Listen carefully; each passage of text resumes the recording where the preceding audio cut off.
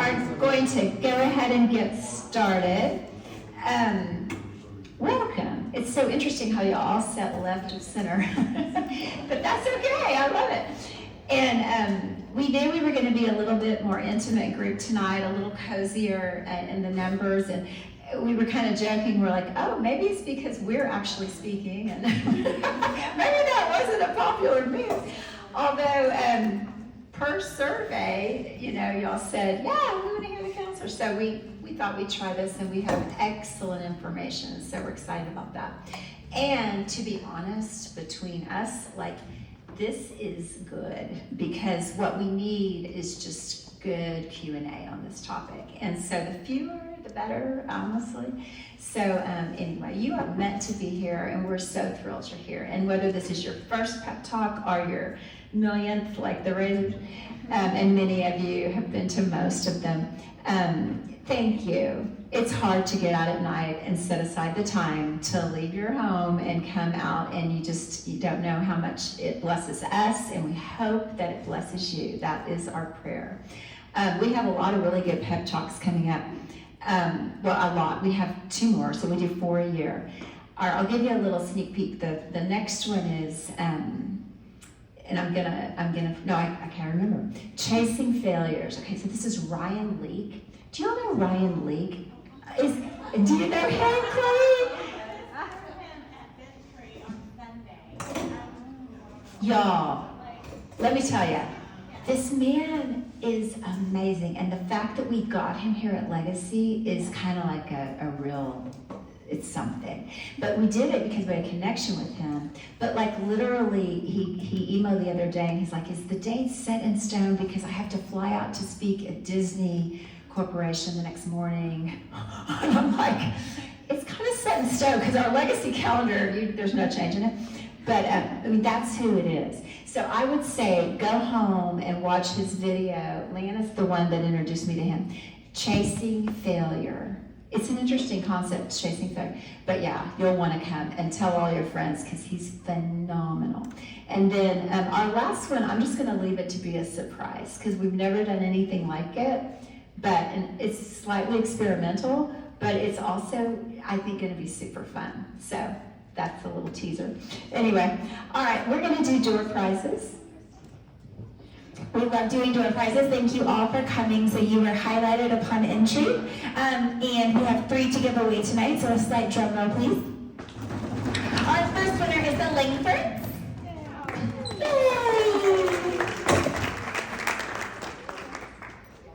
Very good. Ooh, yeah. Second winners, Bradley Tassin.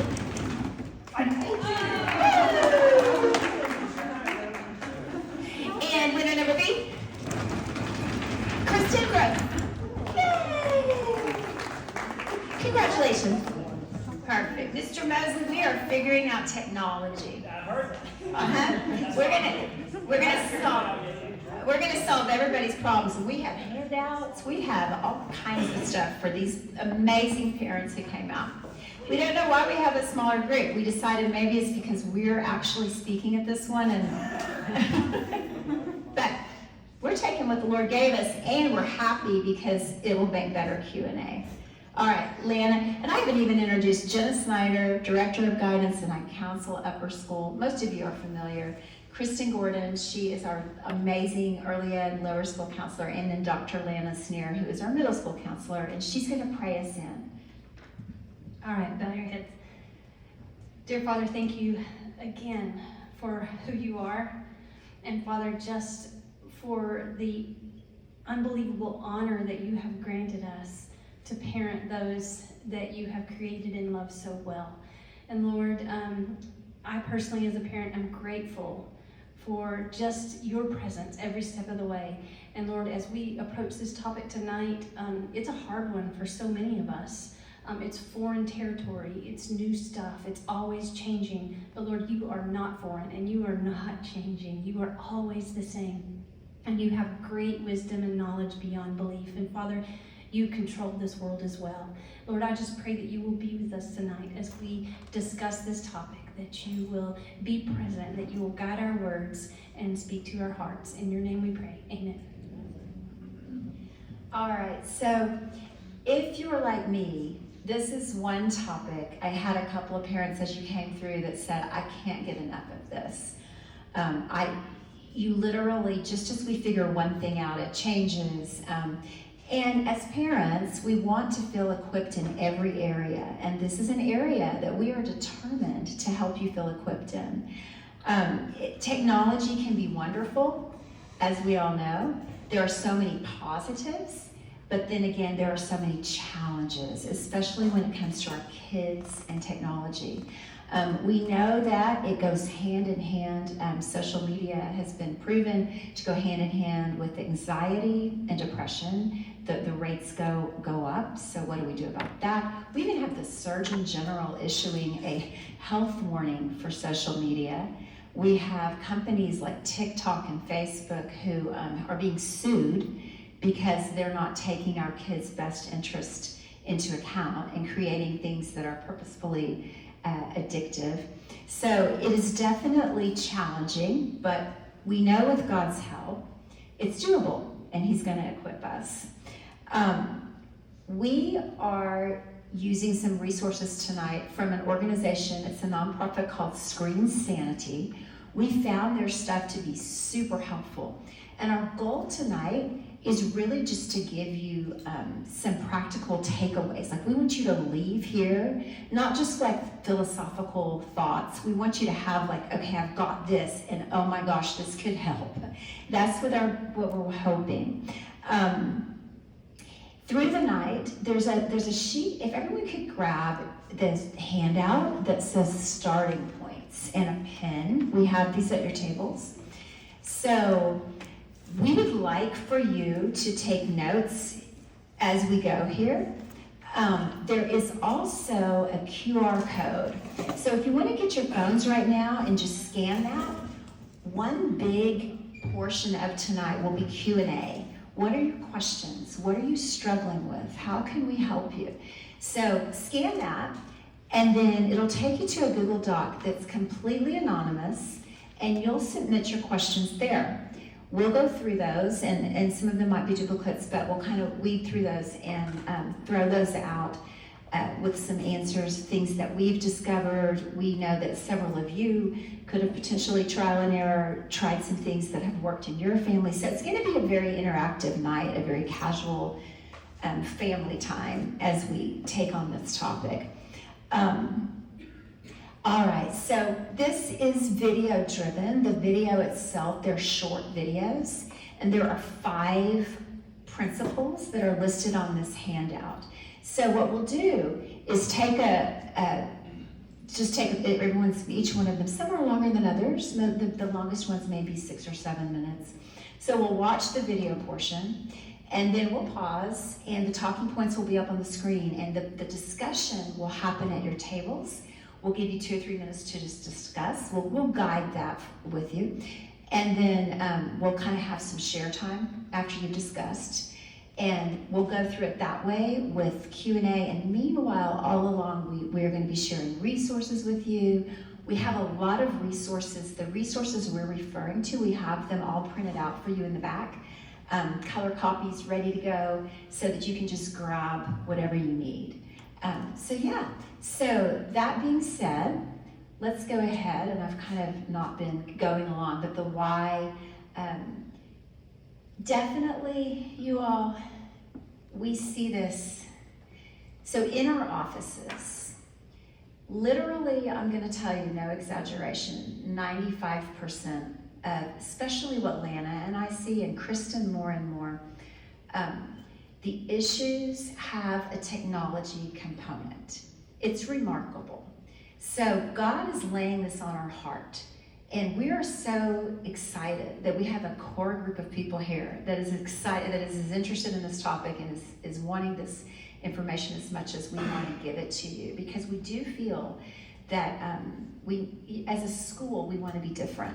We want to be the school that has equipped you, that has thrown out the age of when we give a cell phone, and that we're united. I mean, we have big ideas on this. So thank you for being here. There's your handout, and then the QR code up here, unless you don't have it at your tables, but you have it there. All right, so we're going to go ahead and roll into our first video. We're going to pray. Speaking of technology, let me tell you, it was like the enemy was against us here as we tried to get this going, but we did download it, so we're hoping this will work. And then if one of y'all could go back to the screen just to turn that volume if need be. Yeah, okay, so let's give it a go.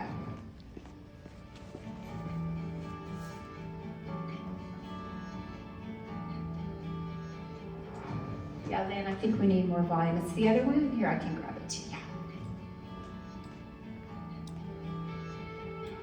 Hello and welcome. I'm Tracy Foster, a co-founder of the nonprofit organization Screen Sanity, and a mom who's looking for a little screen sanity in my own home. We are the first generation of parents to raise digital natives, kids who'd rather text than talk, and it's hard. Surveys show that technology is the #1 battleground in homes today. We feel pressure to make tough decisions like when should I give my kid a phone, or how should I approach social media? How do I keep them safe online? As screens have seeped into every corner of our kids' lives, many of us are trying to navigate this unpaved road alone. There is such strength in numbers, and we're so glad that you're here. Here's the good news. Whether you feel like it or not, you have what it takes to be a mentor and guide to your child, even in the digital world. This won't be through the tap of an easy button or a list of apps to avoid or a magical number of screen time minutes. Because like most parts of parenting, it's more complicated than that. Instead, we invite you to think of their childhood and teenage years as an opportunity to grow muscles they will need to become healthy, safe tech users for the rest of their lives. At Screen Sanity, we have all kinds of resources to help you grow those muscles. But today we want to give you a taste of our resources by offering you our top 5 recommendations for what we call digital health. Just like we think about our physical and mental health, we want to help you think about how to maximize the incredible benefits of technology while minimizing the side effects. The topic can feel overwhelming, but we're not going to give you a long list of things you must do. Instead, we're going to share some ideas of places to start. In fact, to keep it simple, we'll use that acronym, START. The first area is start with yourself, then tables and bedtimes, accountability, ride, practice, drive, and time well spent. It probably sounds like a lot, but keep in mind that these ideas are not a one-size-fits-all answer. Each family is unique, so just focus in on the actions that feel doable to you. We want you to walk away with a game plan that feels right for your family. Ready? Our first rule of thumb is start with yourself.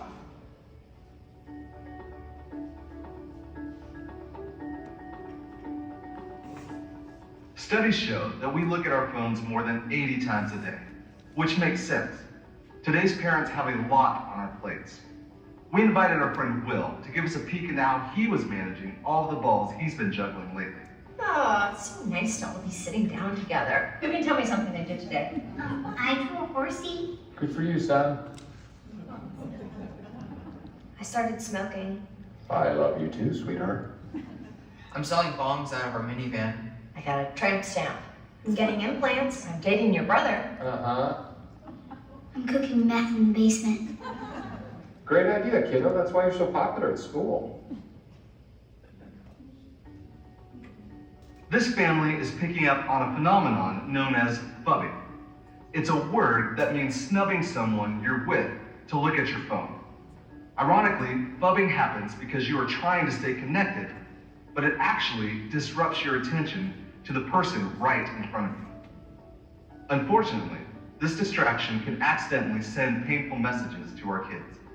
Recently, we had the honor of being involved in a campaign to raise awareness about teenage mental health and suicide. At one of the meetings, high school students were asked, what is the #1 thing parents can do for kids' mental health? Their answer? Put your phones down and talk to us. One of the best ways to adopt healthy habits is to insert different types of friction into your daily routine, so that it's a little harder for you to be mindless about your screen time. For example, one tiny tweak that can make a huge impact is turning off notifications, those tempting little dings that invite us to take just one little peek, unless they're from a real person, like texts or calls. Another trick we found helpful to manage this even further is to wear a smartwatch. You can use it as a tool to filter out notifications from everyone except the few people who need to get through to you, like spouses, caregivers, and the school nurse. Finally, you could consider deleting certain apps from your phone. Social media apps in particular are designed to steal our attention and increase the amount of time we spend on our devices. Consider deleting the apps. You can actually still access Instagram, Facebook, and other sites through the internet browser on your phone, but not having the app makes it just a little bit harder. So you won't be as tempted to check it every time you pick up your phone.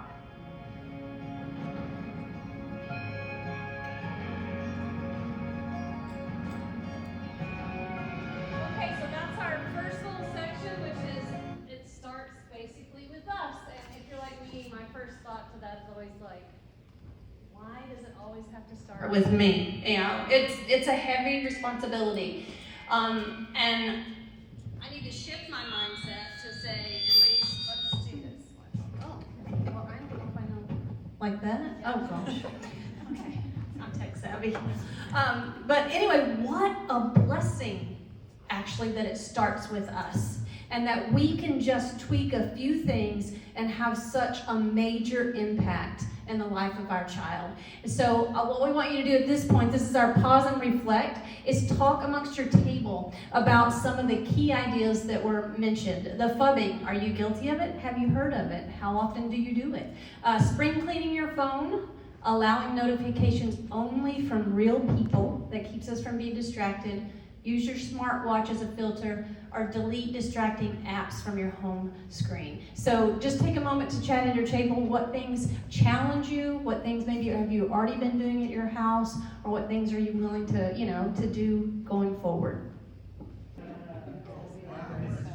Okay, let's wrap up. First, let me just say on behalf of all three of us, you have no idea what it does to our heart to hear you collaborate and to talk amongst yourself, because our heart and our desire is for Legacy parents to have a community and to be able to speak about the hard things and to be able to be vulnerable and share and to support and go alongside one another. So to hear those conversations being had, that's all we pray for, more than you'll ever know. So thank you for being open. So give me a few shout outs.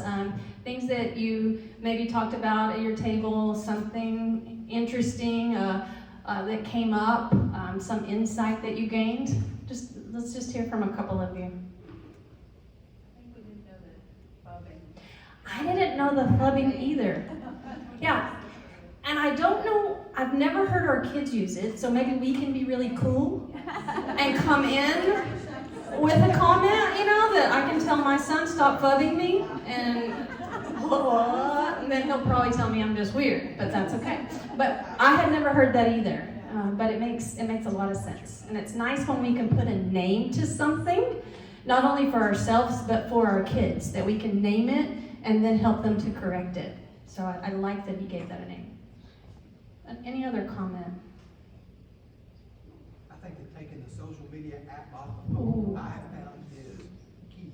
I saw you nodding at that, and I thought, Because it does require an extra step. It's not so easy, and I think our kids, and even as adults, me too, if I pull up at a red light, what can I flip over and look at? And so if you make it a little more challenging, then it does help. I thought that was great advice too. And I think I had one other.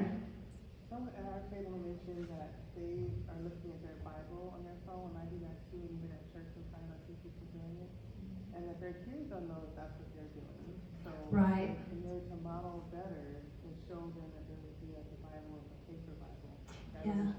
That's a great idea. That's a great idea. Talk about just, I know we have access to the Bible on our phone, but there is something that is more reverent in having that in your hand and your kids witnessing that. So that's a very good point.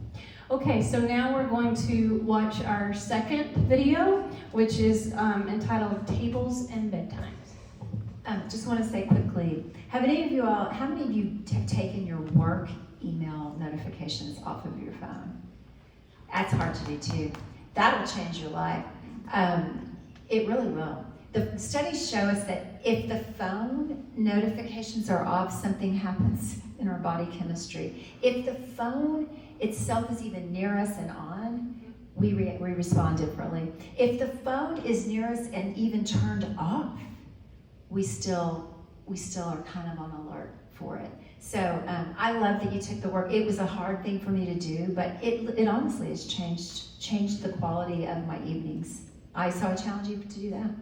All right. So you're saying you can't check your email, work email on your phone? I can if I go into it, but I don't have the notifications, Cleve. So like it doesn't come across my screen, that someone has emailed me, because then you're going to want to check it, and especially, yeah. So. The key to that is turning off ads too. You might look Yes. at ads and see 4,700 emails.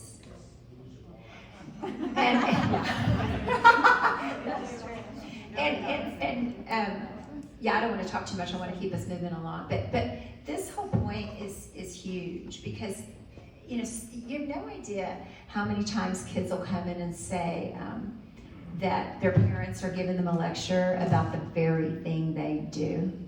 And they're like, it's hard for me to take them seriously when, X, Y, Z.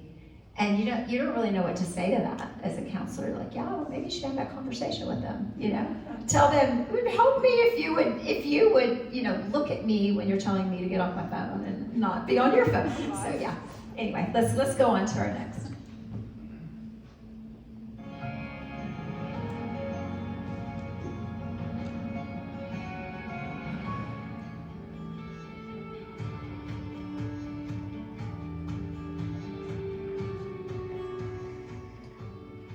We mentioned how families report that the #1 battleground in their home is managing technology. I can see your heads nodding through the screen, right? The struggle is real, and these battles are often activated when you ask your child to turn their screen off or put them down. But just like we encourage our kids to choose healthy foods over sugary treats, we want our kids to get in the healthy habit of being able to go device-free. One of the best ways to build these muscles is to have predictable, consistent times and places where your family practices unplugging. Your kids might resist this idea at first, but once they know the routine, they will be less likely to resist and more likely to even look forward to that time. Here's a closer look at a couple device-free zones to consider: tables and bedtimes. Just like our devices, our kids need to recharge. The more they settle into the habit of unplugging regularly, the healthier they will be. If you're looking for a place to designate as device-free zones, we suggest tables and bedtimes. First, tables. Research demonstrates family dinners have remarkable benefits. These benefits are not dependent upon an organic gourmet meal, but they are dependent upon focused time. If family members are distracted by their devices or TV, it typically interferes with building family relationships. But if you put those devices away for 30 minutes, it may provide small opportunities to connect. Consider using dinner to check in, maybe highs, lows, and buffaloes. One high point from the day, one low, and one thing totally random or interesting. These small moments can help create stronger connections away from the table. And what about at the end of the day? Many kids have their devices in their bedroom overnight, and it often starts because they need an alarm clock or music to help them sleep. It makes sense that they got in there, but for any of you with kids old enough to have their own devices, we suggest removing devices from kids' bedrooms overnight. Research shows that nearly 80% of kids are using their devices when they're supposed to be sleeping, with many waking up throughout the night for every notification, even if they are doing something innocent like watching cat videos. This is tough on them because sleep is a critical factor of mental and physical health. And what's more, we've heard from many counselors and police officers that our impulse control is lower at night, and kids are likely to make some of the worst decisions at that time.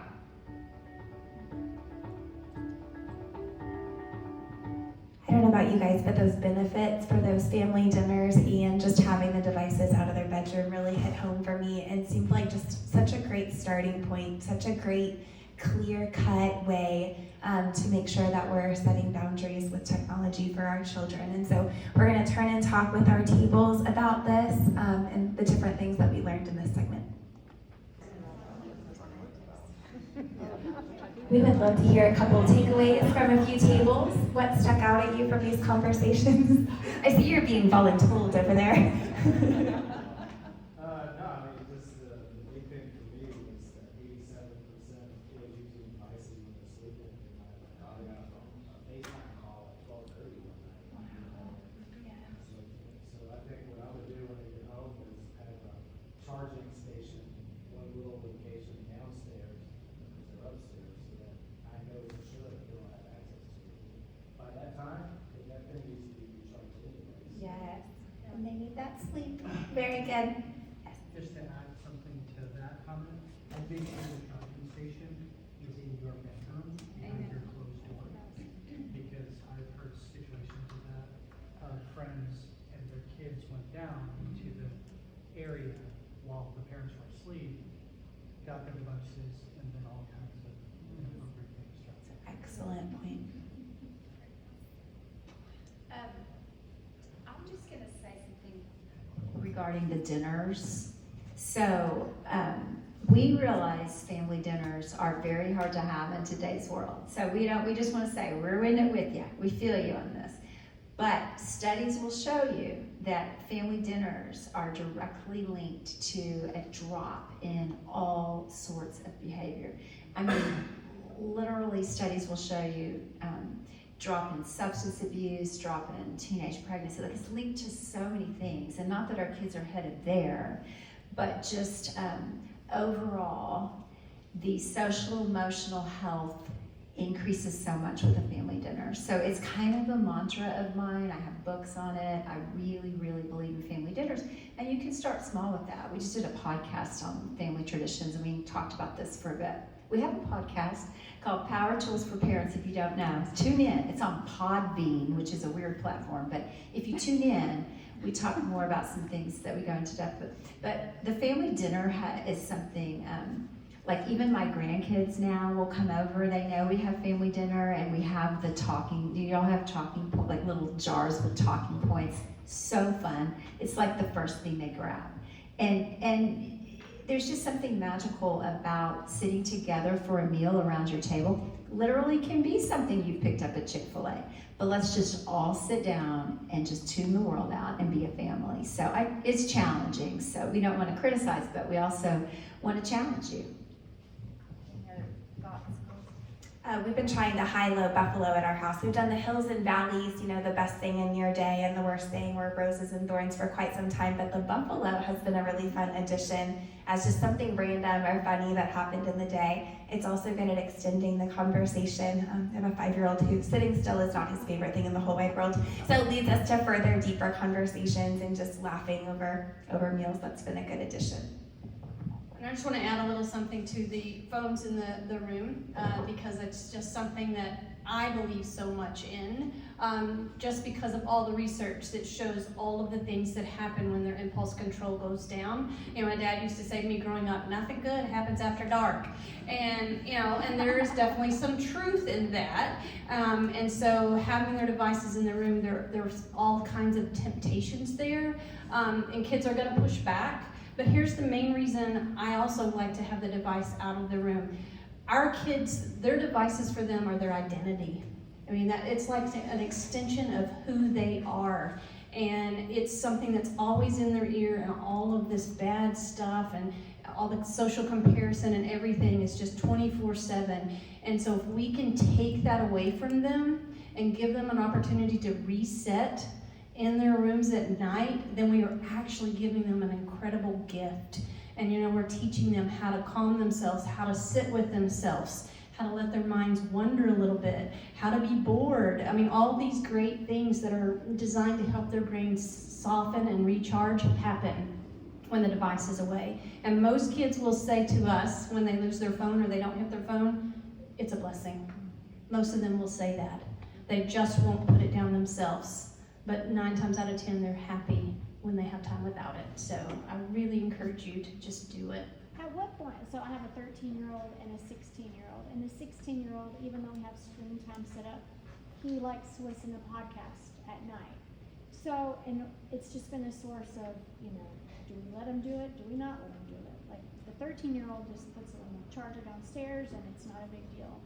So at what age do you start giving them a little bit more leniency to have, like, my husband and I go back and forth, like, we really don't want him to have his phone in his room, even though it's on full lockdown other than, his podcast. But at the same time, we're like, that's when you should be sleeping. Well, it helps me fall asleep. Well, I think I go back to, a lot of it is individual, but I would go back to the number of hours of sleep are the most critical thing. The number one factor in mental health is sleep. So if our kids don't get, your child should be getting about 10 hours of sleep at night, and we know they're not. And if they're not, they're more susceptible to mental illness, depression, anxiety, suicide, all of those things. And so it's like your focus really is, I need you to learn how to fall asleep. And our kids don't know how to do this anymore. And so that's a training thing. And I would give him some tools on, that trash has to shut off at 9 o'clock. And then let's talk about why you're struggling to fall asleep and how we can help you with that. Yeah, and I know that's tempting. And I do. Age too, like, at what point do you say? Yes, and we'll talk about that, like when to start. We have a whole section called Ride, Practice, Drive, and it does address that. So we'll probably answer your question more as we go, but I'm gonna say on the sleep factor, they will tell you that they're not on it at night. Don't believe them, they are. They are on it, they are absolutely on it. And it doesn't allow so I've seen graphs and charts and things on this to where, we're built to have that pause. Our systems need the downtime. And if we're constantly on call, even when we're sleeping, there is zero recharge. And so it kind of goes back to what Lana said. When we sleep, there are things that happen in our body. Our bodies repair themselves that they don't do at any other time. So sleep is super important. The other thing is the blue light. So we know blue light, it fights melatonin. You've probably heard this before. Our bodies produce melatonin, and if you're fighting it with blue light, even us as adults, we fall into the temptation of having that by our beds, and it's the last thing you look at before you go to sleep. Your body needs to be producing natural melatonin in order to get it ready to start feeling like, oh, it's nighttime. And that's what happens when the sun goes down, you guys. We're meant to get lower light as we're getting sleepy. And it doesn't happen with phones. And there is I've read a study recently, they have the night mode, where you like dims the screen or it does a little different shade. The studies are showing that's not effective, just FYI. I told the kids that the other day as well, because they'll say that. They also say they need it for their alarm. And I heard some of y'all talking about that. What we've done what I've done, honestly, some for my own health, is like have Alexa wake me up. So you might consider that. If there's not an Alexa in your if that's not in your child's room, then they make them for children even that filter out certain things. But it's just an option. And there are old school alarms. Guys, we can go to Walmart and buy an alarm. Like I can fix that fast. And it has music. Yeah, and it has music. Yeah. Because that's the other thing. They'll say, I listen to music, kind of like, I listen to music, that's how I unwind. Two things, the last thing I want to say on this boundaries, maybe you're like, well, that ship has sailed because, your child already, you don't have those rules. Like you don't have dinner and bedtime rules. There's a question we got, we're gonna do Q&A at the end, but do we let them have it at a restaurant, screens at a restaurant? I'm gonna say no, because that's family mealtime. But I wanna just encourage you, it's never too late. So back at the tables, we have two resources. We're gonna try to show these as we go. But one is called Smarter Start Toolkit, and it goes over these 5 areas, and it gives you good verbiage. And so as a family, if you've kind of already crossed over into things and you're wishing now you hadn't, this would be a good place to start and just sit down with your kid. And it just gives you verbiage, like, it's about we're a team in this kind of thing. And it ends with creating a smartphone plan with your family, and so it has one in here The other one we're gonna give you is another option for a smartphone plan. If you don't have a family contract, these are both back there, we have enough for all of you. It's good. And so it would be a reset. You know, if you're already down the road, it would be a reset. And it's not about a punishment. It's about saying, you know, I learned some things. I care about you too much to just not parent you in this way and keep you as healthy mentally in every other way as possible. The other cool thing about this handout is it has table talk. So there's a bunch of these little slips. If y'all don't have it, you could cut these up, put them in a jar. These are fun. And these do actually, like, what's your personal policy for deciding who to allow to follow you on social media? That's a good question. What's your policy for who to follow and when to unfollow? Like, just are they screening, you know, who they allow into their ear? It's good food for thought. So there's a whole bunch of these little squares. It's pretty cool. It's pretty cool. So we'll have all these resources and we'll show them all to you before the night is over. All right, here is our third area.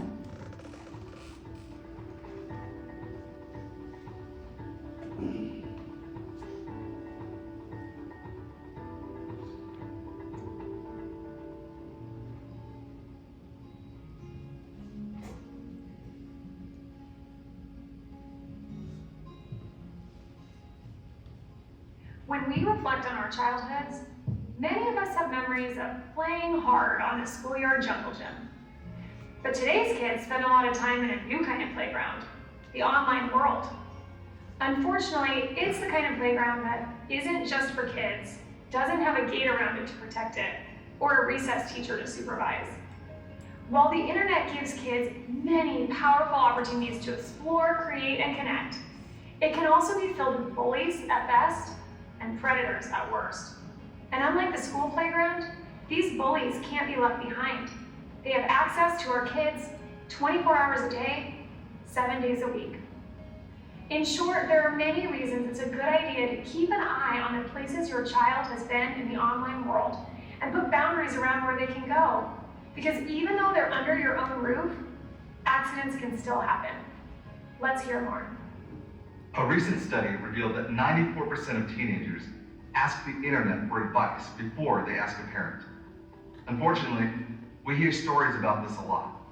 A child might overhear a word at the lunch table that they don't recognize, and just like they would Google an insect species for science class, they Google the word and accidentally stumble into a world of pornography. And today's pornography, it makes the Playboy, Hustler, and Penthouse magazines of the past seem, well, quaint. Modern pornography is hardcore by definition, with 94% of the scenes portraying men being physically violent towards women. One of our biggest recommendations is to make sure that your child is using a device that's protected by an internet filter. While some parents share that they feel filters communicate a lack of trust for their kids, we encourage you to think of it like putting on a seatbelt when you ride in the car. You do it because accidents happen. So, to keep your kids as safe as possible, we encourage you to think in layers. Your base layer is installing an internet filter. This is a product you apply at the router level, and it keeps hardcore content out of your child's Google searches. This will take a little time investment on your part, so maybe set aside a couple of hours on a weekend when you plan to go through the steps of installing these on each of your family's personal laptops and smartphones. As for school-provided devices, many come with protected filters, but check in with your school to make sure that their coverage extends beyond the school's Wi-Fi range and covers the device at home. Then, you might want to layer on a social media monitoring app like Bark, which scans their social media and text feeds, alerting you when there is harmful content. As far as streaming goes, depending on the age of your child, you may want to consider more gated sources like PBS Kids, Disney+, Netflix, rather than less managed sites like YouTube or TikTok. No matter which corner of the digital map your child is exploring, it's helpful if you know the passwords to your child's account. And whenever possible, avoid allowing them to use devices in private places like bedrooms or bathrooms, where it's easier to make bad choices. And one more thing, even with safety nets in place, Be warned that mistakes will happen. So when your child shares or you uncover an awkward or shocking situation, it's best if you've practiced your poker face. This is hard, but it's critical that you don't overreact. Make it clear to your child that you are safe harbor and they can tell you anything, even if you later need to run to the closet to scream into a pillow. The more calmly you respond, the more likely your child will be to come to you the next time they need your help. We can't overemphasize the value of getting ahead by talking about online hazards proactively. And yet, conversations about things like pornography and sexting are flat out awkward. So I want to leave you with a couple ideas. To start a conversation about pornography with your child, we strongly recommend the book Good Pictures, Bad Pictures. We've found it to be a gentle, effective resource to help you start discussions about pornography, introducing it in a safe, clear way. There's even a junior version for kids as young as 3 to 6. However awkward these conversations might feel to you, chances are your child will likely feel loved, that you're willing to walk beside them through uncomfortable situations. And they will know that you are a trustworthy guide as they encounter hazardous situations in the digital world.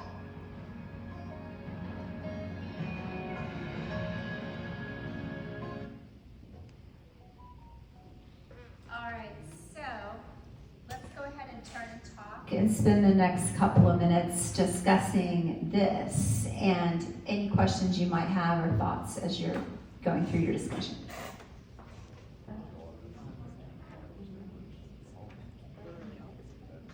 Okay, so let's throw a few things out that you all discussed. What have you done in this area? What has worked? What has not? What do we got?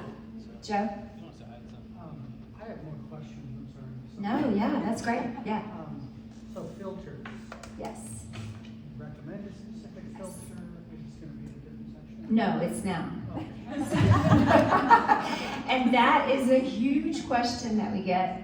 So Kristen, if you wanna, Because you seem to say that you put it on each individual. you do. So hang on and Will, and I apologize, it's so ironic that we had a technology talk tonight when our technology was just giving us fits. Literally an hour and a half to just get this to this point. So I'm scared to death if I back out of this video because it was really not working at all. Before you do that, let me just, I think one thing too, now I'm not a techie person, but I do believe one of the things he's saying is start with a router at your router. Start at a device at your router that filters at the router. So it's filtering anything that comes into your home.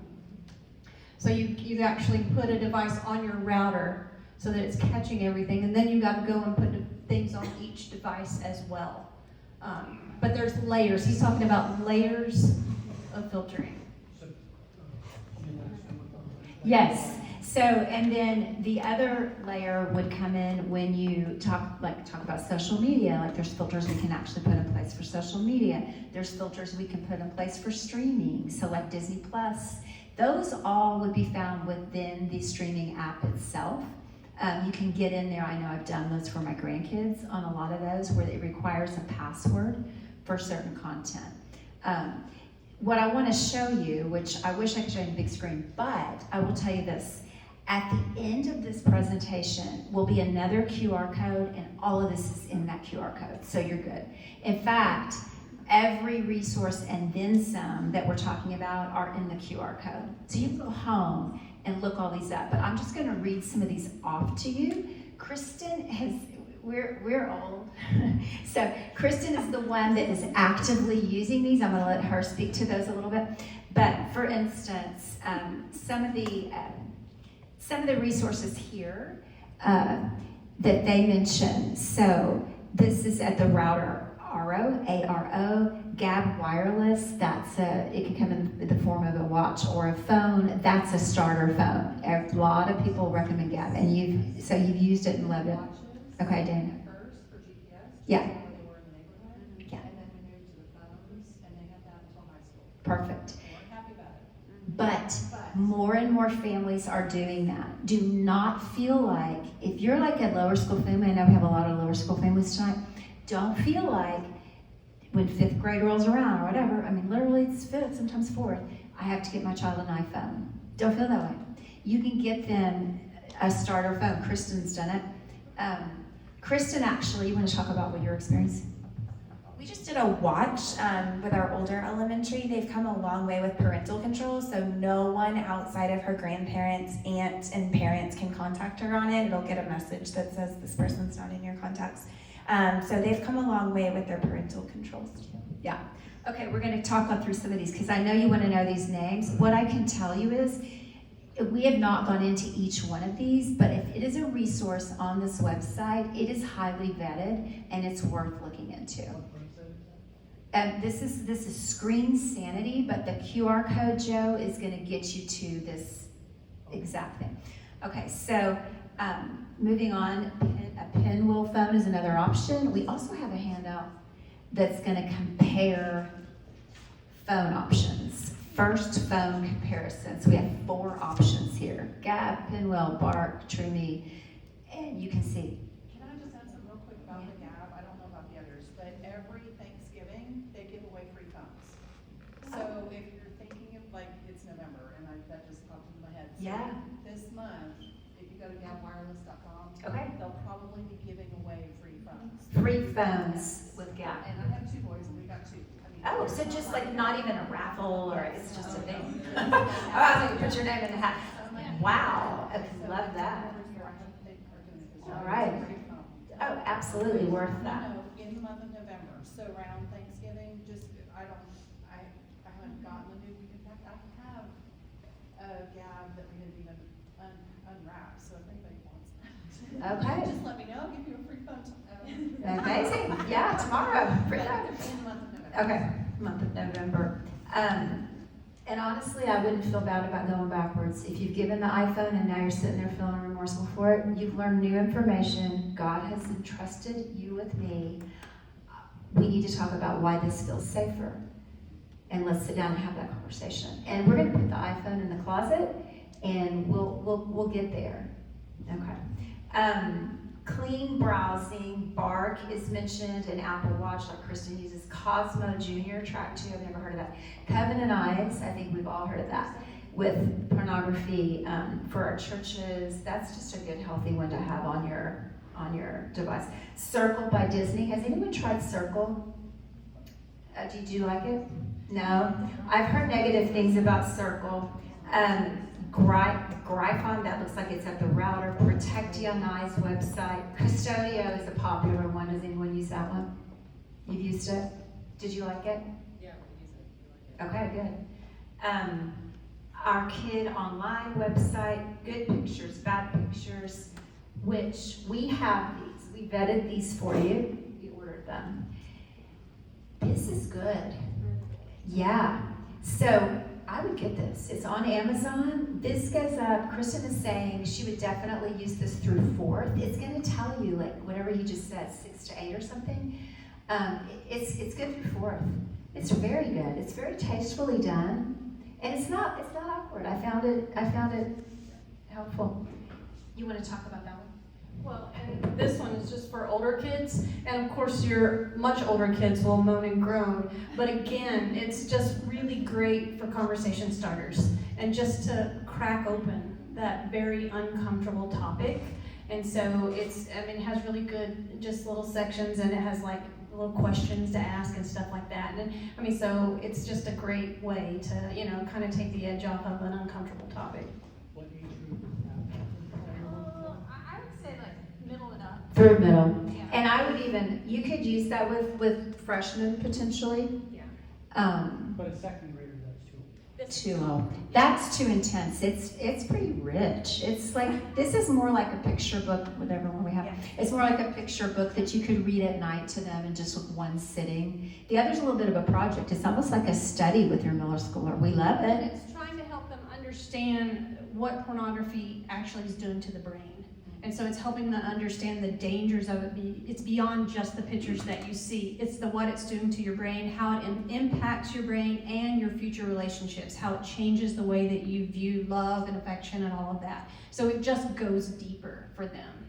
It's real good. It's very good. So I have an 11-year-old Yes. So, none of them have devices yet, but they do use my iPad on occasion in very controlled scenarios. But this is making me think I need something on my iPad as well. I mean, they're only watching like 2 YouTube kids Right. that we've Right. already filtered, so accidents happen, right? Sure. So maybe I should do this. But my question on that one is, I struggle with my 11-year-old with keeping her innocence. Yes, As well. yes. So like, since she doesn't have devices, and most of her friends don't, she's in 6th grade. Is there too early of a time to even tell her pornography exists? Our last technology speaker in the spring said the average age that they see it is 11, and that was shocking to a lot of us in the room. And so I think just covering that, this covers it in a gentle way and just tells them if you happen to stumble upon it, these are what you do. I don't even know if that uses the word pornography No. so much. This is just really talking about the idea of there are good things and bad pictures and good pictures, privacy pictures, things that you shouldn't look at, but it doesn't really go into any detail about pornography or even the word. Okay, so like a 6th grader, you think it'd be okay to even, I guess my point is, I'm trying to protect her from certain evils and darknesses before she even needs to hear it, right? So is 6th grade too early? So Joe, I would say this. I would say a big thing with technology is at what age do I introduce a phone? At what age do I bring social media around? At what age do I have the pornography conversation? And there's a couple things. One thing is every child is different. So I think that is a matter of praying about that, for God to give you that nudge when it's right. Some kids can handle things at an earlier age than others. But the other thing I'm going to throw out here is something that I heard that I think is really wise, and that is that we do want to protect them. I understand I'm right there with you. But at the same time, protect them from with their innocence. But at the same time, think of your child like a sponge. And if you're not the first one to feel that, the world will come in. She'll be at somebody's sleepover and somebody's brother has a phone, and the world will start filling it for you. And you want to be the one to set that right thinking and to get all the right things instilled, so that when it happens, oh yeah, my daddy told me about this, and now I know what to do. I'm gonna go home. I'm not afraid to tell him because we had this conversation, and I know it just breaks our heart, but it is the world we live in. And Kristen's statistic is accurate, and that's sad, but it's true. But I would pray about it because every kid is different. Any other things that came out? I was just going to add something from experience. When you do research on those filtering, do your research, because there are hacks and things to get around protections, and it is one of the things. Like your child may not be able to research the hack on their phone because it's protecting, but a friend that has an unprotected phone comes like, oh, dude, you have that on your phone? Yeah. Let me help you get. Yeah. Yeah, I mean, it's sad. Yeah. It's like any technology, it's hackable. We don't even allow sleepovers for this reason. We have constant fight every year because everyone invites birthday sleepovers. Right? And it's My son had his first sleepover when he graduated high school. So Amen. I totally get it. I'm like, well, I guess you can go spend the night with Yeah, somebody. we'll pick them up at 11 p.m. But like at some point, we're gonna have to start. And absolutely, and we did do sleepovers. We laughed, but we did do sleepovers, but it was with a trusted family. We also have another resource back there. This is just anyone who's taking care of your child. Really, it says babysitter guide, but it's more than just that. It's a caretaker guide. So having a conversation with the family, and this doesn't ensure that it's going to happen or not happen, but if you have, to make you feel a little bit better, it goes over things like, how much screen time do we allow, and what do we allow, and we don't use a device behind closed door at home, and this and that and the other. It's good for grandparents too, because my mom always had that question, like, he's been on the switch for 2 hours, is that too long? That's kind of too long, Mom, take him outside, or, so it's just really good. It makes you feel better. But trusted family sleepovers is a whole nother topic, isn't it? We could do a podcast on that one time, just how does that work? But what we do know is that they inadvertently get exposed to things. Okay, her point in there, what do we do when they stumble across something? How do we respond? Maybe sitting in this room, you've had this very thing. Wouldn't be surprised. What do? Well, you do practice that face, just like anything else, you all. Just like if they say, yeah, I went to that party at homecoming and they were drinking, and you don't immediately just like, what? Like you're panicked, or you're, same thing with pornography or something inappropriate online. You're the person that's the steady person. You listen without overreacting, and you don't you resist the urge, even if they're telling you, because I have this question in my office a lot, because honestly, it's sad to say, how many upper school parents do we have here? Okay, so we have quite a few. So not to scare the lowercase. And every time we have this conversation in my office, Chris is like, no, don't even tell me.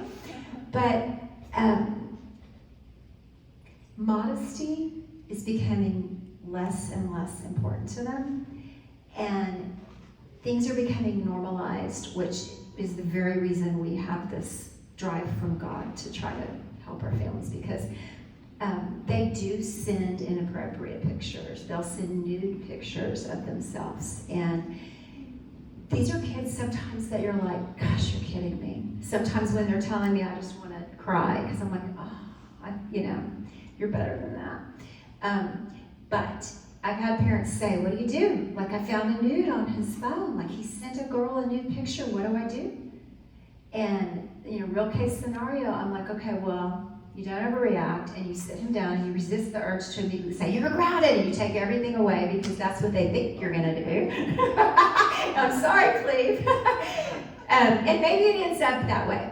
I mean, obviously, it can end up in a grounding, but the first response is, okay, son, help me understand why you felt you wanted to send that picture.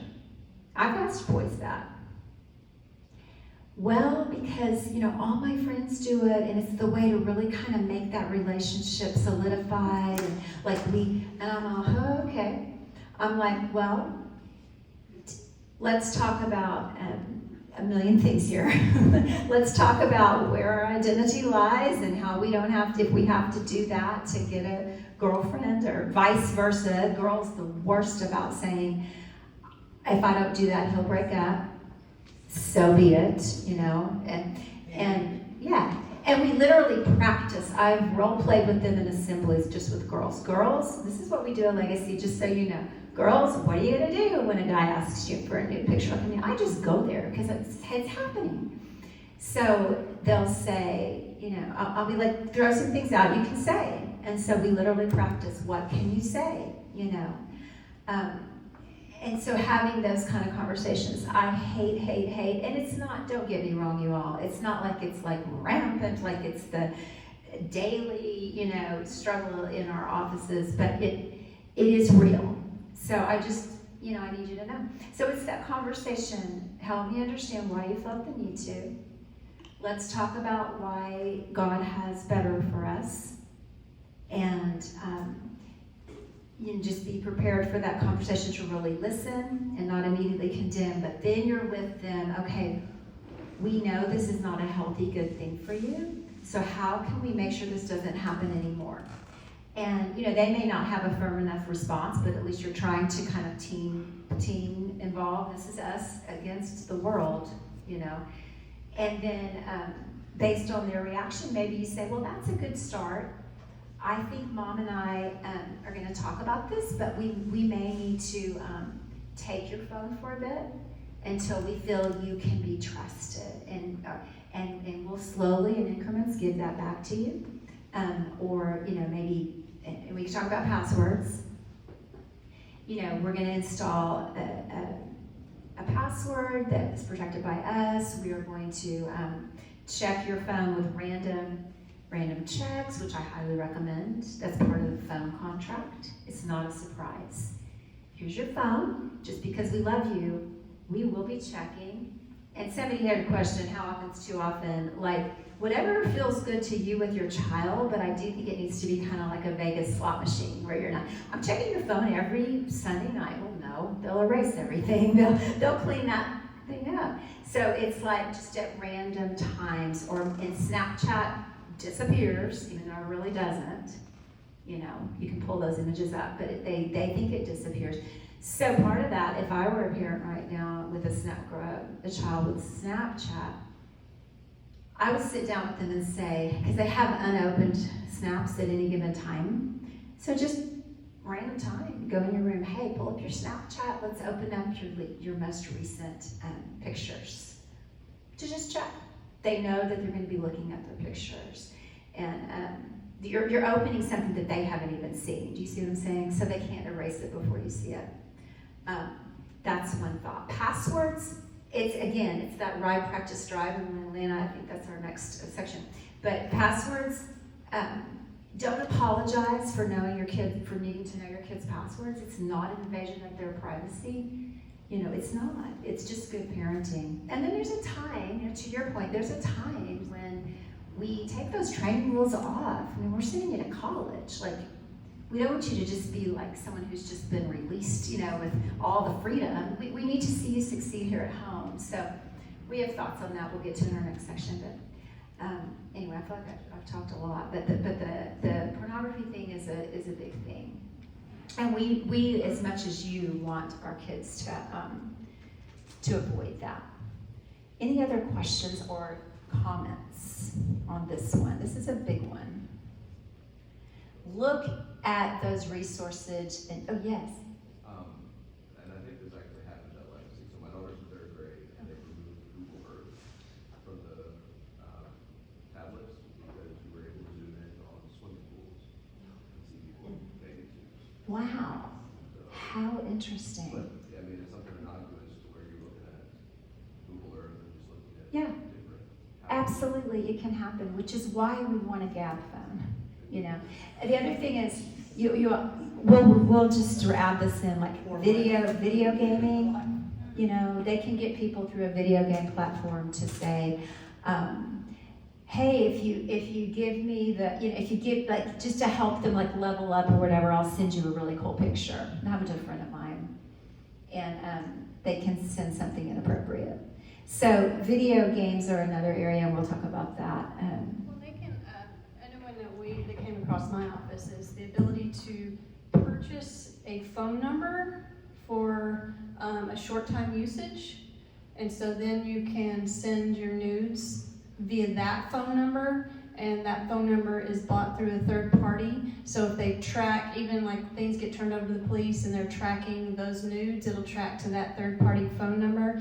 They own all of that, and they won't give the information as to who purchased that number, so kids can anonymously then send whatever they want. We just can't stay ahead of it, and so that's why it's just so important. We just continue to educate ourselves. Well, and lastly, let me just say this on the news thing, because I don't want to freak everybody out. But I think, here's the thing. I'm so sorry. I'm saying, no, don't get a phone. I have 3 girls, I'm getting another gun.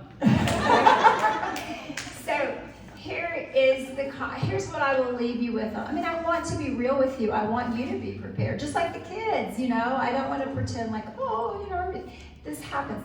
So here's what I will leave you with on that, okay?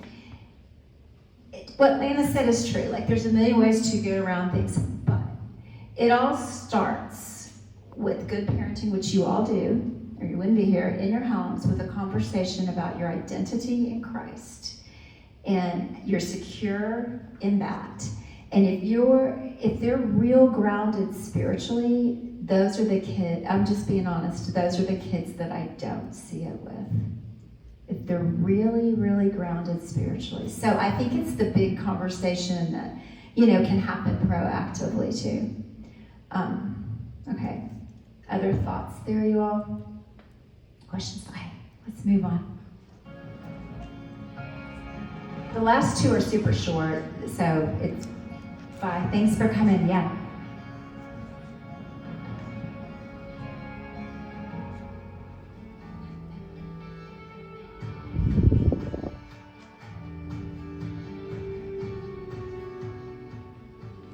While there are no guarantees, this next rule of thumb highlights something you can do to give your kid a serious advantage when it comes to safely navigating the hazards of the online world.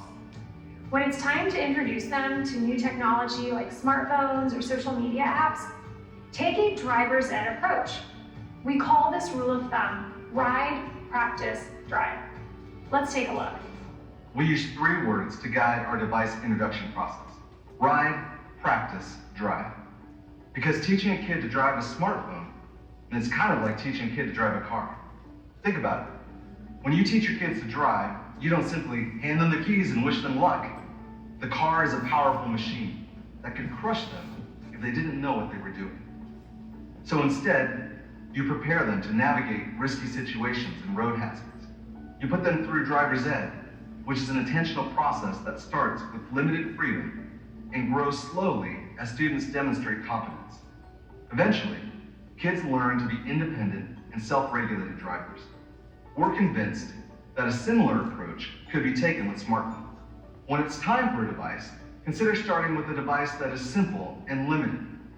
Maybe try a walkie-talkie first before you move on to a watch or a first phone.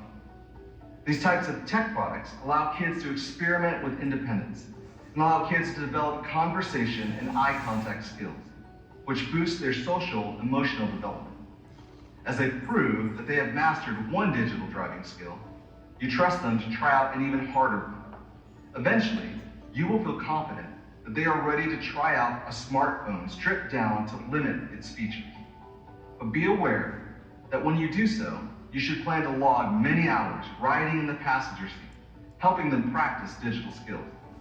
You might start practicing texting with a handful of loved ones before advancing on to group texting, which can be like an onion, layer after layer of potential challenges. No doubt, there are many of you watching along who are in the thick of it. Your child has a smartphone and you know firsthand how exhausting it can be to ride along as your child hits potholes and makes mistakes. But take heart. The fact that you are tuned into this session means you're probably doing a better job than you think. Just know, this time in the passenger seat won't last forever. You are heading somewhere with this training process. Smartphone independence. Sure, they will still bump curbs or get in accidents, but hopefully they can mostly navigate sticky situations on their own, maybe with an occasional call home for advice. Well, we found this analogy to be really helpful to apply in seasons of smartphone introduction. We often hear from parents who share they're hungry for practical suggestions about devices we recommend along the way. Great news. The kid-friendly device market is beginning to explode with options for smartwatches and phones, and we love telling parents about our favorite products.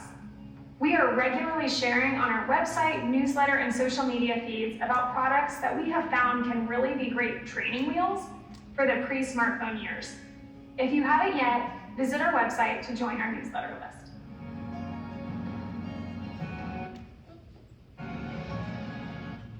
Okay, so take a little time and talk about this section, which is the ride, practice, drive. And again, it's really making sure that we have a plan to introduce them gradually, not only to the phone, but also to the apps and all of the things that the phone do. I know it's very tempting most of the time when we think about phone, it's always just been, well, I have iPhones, and so we just grow and get an iPhone. That's part of our plan. But they're encouraging us to step back and go, no, there are many other options. And then a lot of times we just let our kids dive into all the features on that, but they're not ready. I really love that they emphasize they're not ready to group text in 5th grade. They can't even handle conversations, and so they're not ready to manage all of that. So have some conversations among yourselves about things that you have done or things maybe you need to do to step back with your kids so that they're not so independent. All right, let's hear just a few comments, thoughts. Anyone? Anyone?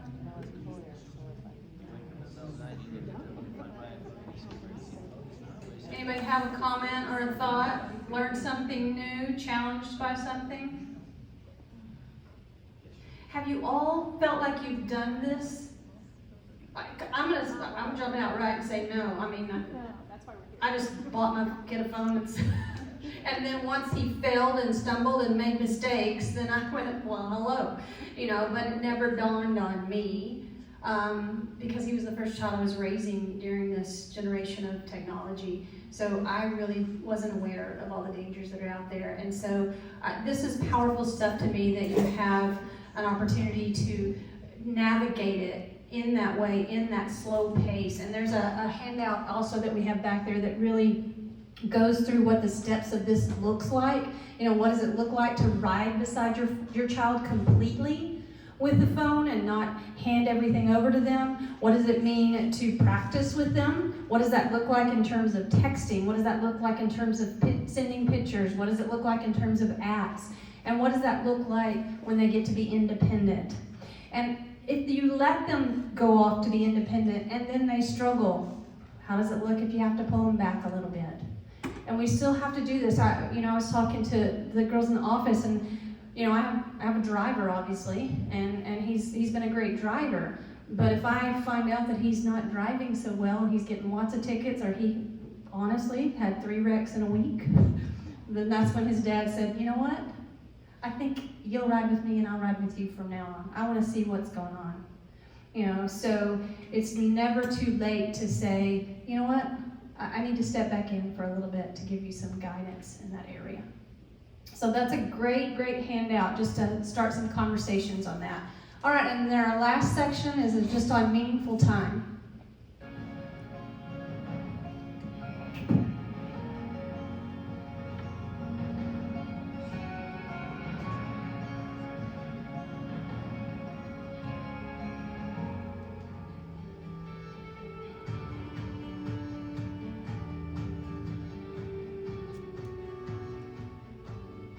All right, we are on to our final digital health rule of thumb, time well spent.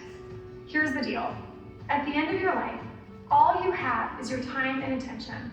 So what will you look back on and say was time well spent? Many parents feel that time well spent includes connecting with your kids in ways that are meaningful.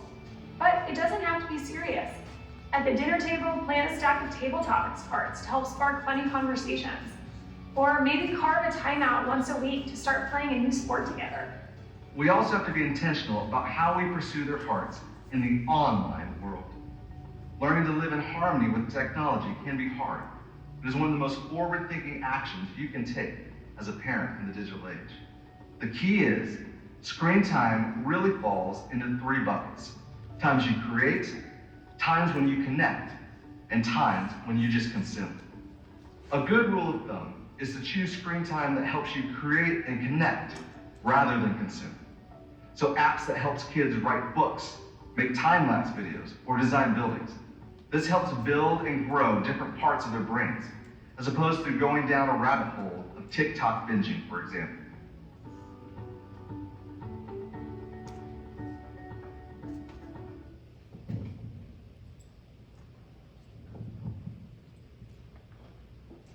That one was so short, we probably don't need to turn and talk on it, but I love that it just encourages us and gives us the big picture. And it really stood out to me that create and connect versus consume, because technology can be wonderful for our kids and can spark their creativity.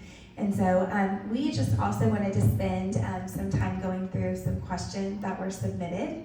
And one of the most common ones that we get is just, when should a phone happen? And so I love Screen Sanity's take on just the starter phones and really doing that gradually, along with the ride, practice, drive, and really taking that ride and practice slowly. And so there's different things that we can do to kind of push that back. But one of the organizations we did look into bringing initially was the Wait Till 8th, because we've had such a large number of parents reach out and say, we want to do this, we want to prolong the phone introduction, but our kids do feel like they'll be the only ones. And so we want y'all to know that that is not the case, and we're seeing more and more families wait longer or use some of these kids-safe devices.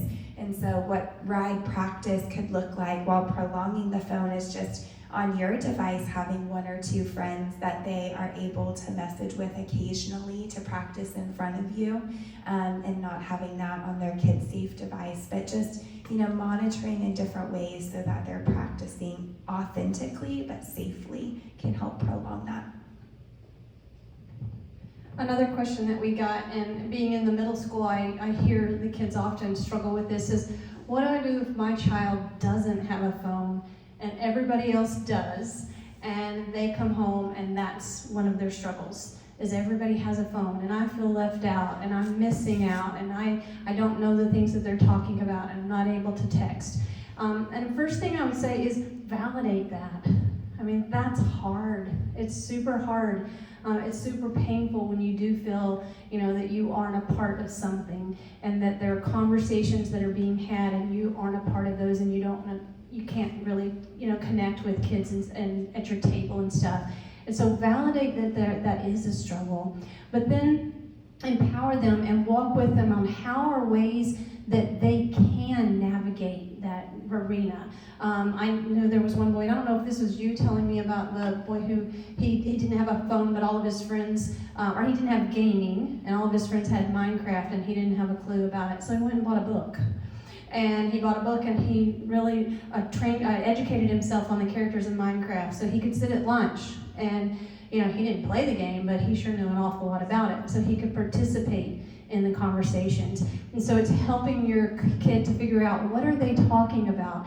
Oh, how do you get a part of that conversation? How do you redirect that conversation? How do you maybe find other kids that have things in common with you that you can, go over and sit with them? And so it's helping them so that they don't just sit there feeling alone. That's super critical. And then the other thing I think that we talked about was a good point is, even planning non-phone outings for them. Even if they have friends that have a lot of phones, you can contact those parents and let them know, hey, I want to take everybody for ice cream. I'm just going to ask everybody to leave their phones at home, or we'll have the phones left in the car, so if you need your child, reach out to me, so that they do go into the ice cream shop and get to sit around and visit and just talk. And you can plan those on your own. And most of the time, kids will, they may have grown and grumble a little in the beginning, but they embrace that. Because now we can sit and have uninterrupted time with our friends at the ice cream shop and talk and giggle and laugh. And so, but you have to navigate, you have to really plan those things. Okay, just a couple more questions. We're about through with our time here. We want to honor that time. But one question that came up was cyberbullying. And that's a real thing that can happen. We know kids get really bold behind a screen.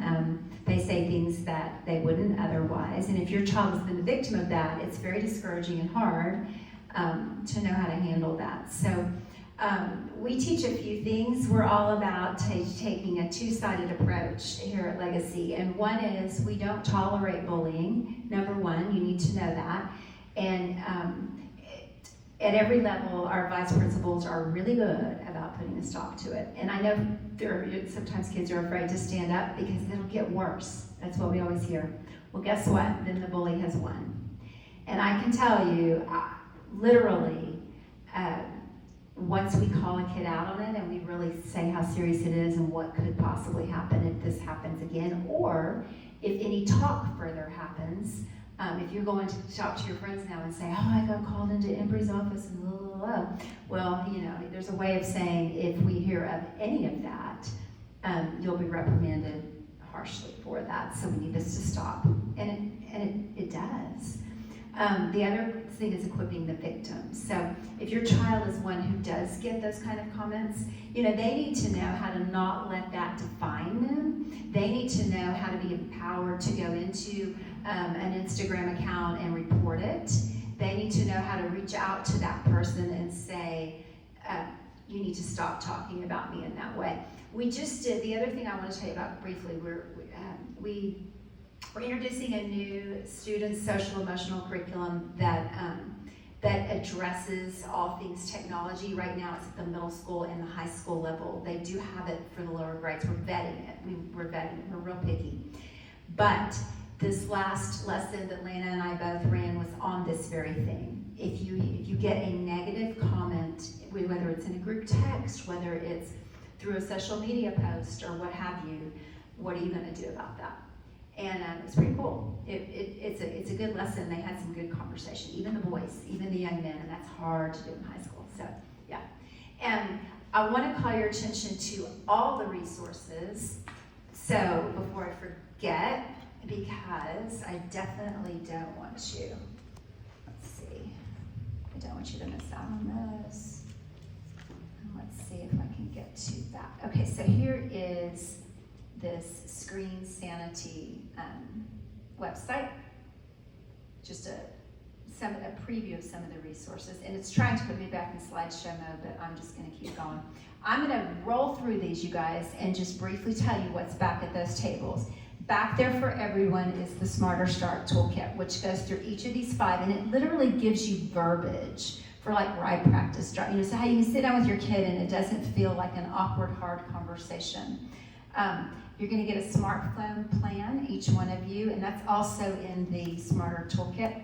There are some babysitter guides, not a ton, but some. These are all just printed out, which we're going to give you the QR code, and you can print them out yourself, as many copies as you want. Whoops. Yeah. All right, parent guides to social media. We didn't touch on this, but woo, this is a good one. We would have printed these out for everybody if we could. Really good. Like to the point that here's how you filter it, it's really a strong resource, and they do every social media platform. It's awesome. It gives you all the dangers and some of the ways kids can hide things, and so it's just really informative for each, like they got Twitter and they got Snapchat and Instagram, so each social media platform. We have some of these back there. If you have a video gamer, I know my son video gamed, and it was hard to get him off. You're welcome. Thanks, Joe. It's hard to get them off games sometimes. This is so cool. It's like an incremental, like, can I game? Yes, set your timer. And if you feel like they're ready to be self-regulated, and the next time you can game even a little bit longer. Let's say, can I game? Yes, set your timer, but you're regulating it. They have calm behavior when asked to get off. Mommy, can I just finish this one part? Okay, yes, and next time your time increases in an increment. If they have irritable behavior, which my son did, you're going to fold the computer down and say, I love you too much, I love your brain too much to continue to argue on this, it's time to play outside. And then next time, can I game? Yes, but look where you're at. You've reduced the time in half. We're going to try a shorter amount of time. If you find them sneaking games, then they're losing privileges for 24 to 48 hours. It's just love and logic, and then you reintroduce it in 10-minute increments. So you've lost it for 24 hours. We're gonna try it for 10 minutes today. Their 24 hours is up, and then we go back to the flow chart. So, and this could honestly be used for anything. It could be used for texting. Can I have the texting capability? Yes, and it's just like if you misuse it, we just love this resource. I wish I would have had it. The smartphone comparison plan is back there if your children are younger. The social media playbook, this is really good if you have older kids. It gets you going on some of the conversations to have with them, and we didn't print out the whole thing, but on the website, that's where you find all the social media platform info. And here is that QR code. So definitely, if you haven't done anything else tonight, screenshot that so that you can go home and print these out for yourself. But please take them. Take the time. They're all at that table. We just laid them out for you. Your children are okay until 8. for sure. They'll stay longer if need be. So yeah, you have time. Go back and grab those because we did print them out for you, and we want you to have them. We've done our Q&A. That is the end. That concludes our presentation. So I want to just say, if you have questions, like it is like Lana said, it's the tip of the iceberg, but it's a start, and we're committed to helping you. We have a goal to go in and look at these router filters and the actual different platform filters as well. Right now, the two, if I just had to throw two out, it would probably be Gab, Custodio, and then, the router filter. But you look for yourself on there and see what fits your needs, your budget, etc. And you can read reviews and research that as well. All right, any thoughts or questions as we wrap?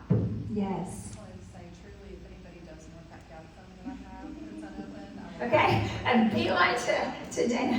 Yeah, so we hope this has been a little bit helpful and that you can walk away. The one thing I would do, you all, if you've just this overload of information, but I would sit down whatever age your child. Now the little ones, no, not yet, but if we're getting into that age of I would sit down and I would honestly even do it with little ones just as far as like screen time, because they're looking at iPads, they're watching TV, screen time is screen time, but create a contract, have the conversation so that it becomes part of the fabric of your home. Yeah. Other thoughts? Okay, thank you again so much. We're going to pray out. Yeah, you're welcome. We are hopeful that it helped. Pass it on to your friends. We'll have the recording. Holly Hammond, our wonderful supervisor, has sat back there with her iPhone to record. Pass on some of these resources and really band together as families. There's power in numbers. If you can find 5 families that believe like you, that's what Wait Until 8th is all about. 5 families that believe like you, then you're good. All right, so let's pray. Lana, you want to close us?